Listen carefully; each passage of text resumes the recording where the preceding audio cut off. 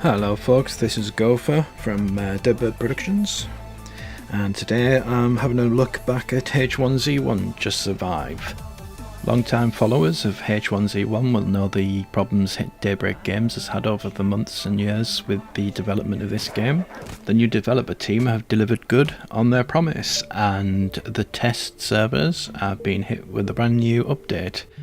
The new map, Badwater Canyon, has been released, even though it's just a partial at the moment. A whole new base building system they call Strongholds, and introduction of a whole new set of loot and crafting materials, including different tiers of equipment that was already available in the original version of H1Z1. A group of friends and I used to enjoy this game quite a lot.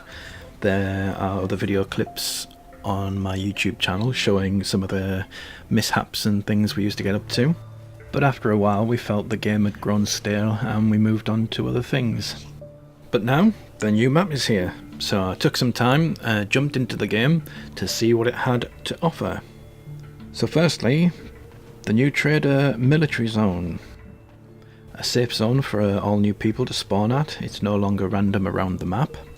I don't know if there'll be any additional trader zones or spawn zones like this. Currently there's only this one, and in PvP servers it's already been subject to spawn camping, so hopefully they'll address that in some fashion. But it's this new area where you can bring in your loot that you've gathered throughout the world and trade it in for the new gold coin system, which is what you will need to buy yourself a fixed plot in the world for the new Stronghold base building system. These plots vary in size and they're dotted randomly around the map in different locations. It's up to the person buying them which position they prefer, whether they be close to loot or somewhere hidden out the way to avoid traffic. It's purely up to them. They seem cheap and easy to purchase and easy enough to build on. The new base building design looks interesting. It's a modular panel system similar to what you'd find in Ark or Rust. We should no doubt see some very interesting base designs created by players based around different defense strategies. Currently it's just the wooden tier system to build wooden modules, but they will be introducing apparently stone and metal and possibly even other more materials you could build with. In addition to this, they've added a whole host of new building materials. These include things like copper and zinc, stone, sand, which has made looting a bit more diverse and purposeful. This has introduced new resource gathering methods such as a pickaxe, which you can use to break rocks with to gather materials for building. They've also added some nice new animations for the crowbar when you're gathering materials from broken cars around the map. And as well as these cars, they've brought in a host of new models. There's trucks and farm machinery and other things laid around everywhere for you to have a look around. They've also added new tree models, so the two tree models don't look too cut and pasted anymore. The map itself, it's looking good so far. It's quite a rural open area. There's no signs of any large towns as yet, so we've yet to see what Pleasant Valley and other towns, if they're going to be added or not. Hopefully they will.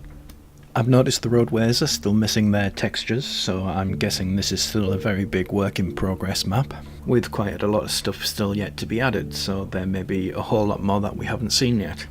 The biggest feature at the moment is the new dam. The structure is very impressive, a whole lot bigger than the dam from the original map. Plenty of lootable space indoors and outdoors. The sheer size and scale of it makes the map itself look even bigger, so again, waiting in anticipation for the rest of the map to unlock to see what else they've got to offer. So far I've put in a good few hours on the test server. As you can see, I've built up a fairly sizable base.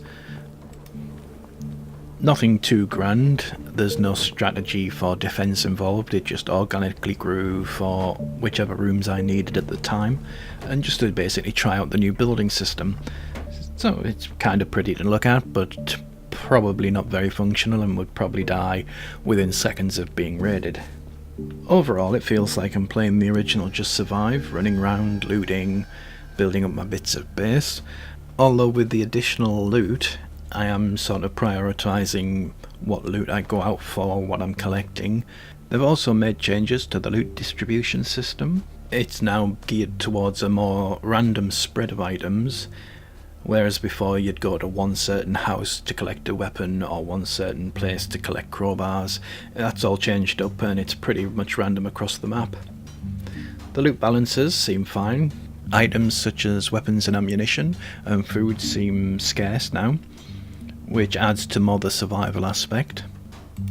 Tools and other items such as your first aid kits and bandages seem plentiful, but the loot system is dishing out just enough to get by. If you're not careful on what you've got in storage, you can suddenly find you've run out of stuff. So overall it does seem to be gearing up towards the survival aspect, which a lot of people will be glad to see. Overall, what they've published on the test server so far seems to be going well. It's producing some interesting tweaks to the original gameplay. It's also brought to light a handful of bugs and other things that will probably need ironing out, but since this is the first iteration of the test server, it's more than to be expected and completely forgivable. There's nothing hugely game breaking.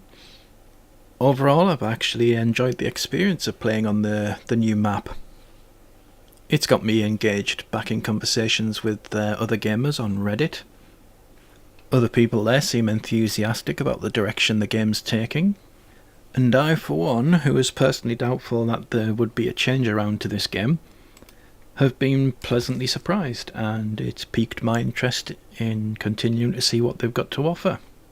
I personally will be following the continued development of this game, and I'm quietly optimistic that Daybreak Games may pull this out of the bag yet, and will bring back a H1Z1 Just Survive game I used to enjoy playing quite a lot. Meanwhile, thank you for dropping in to have a look at my H1Z1 Just Survive review. Feel free to check out any other videos on my channel, and occasionally you could find me live streaming over on Twitch. Thanks for watching.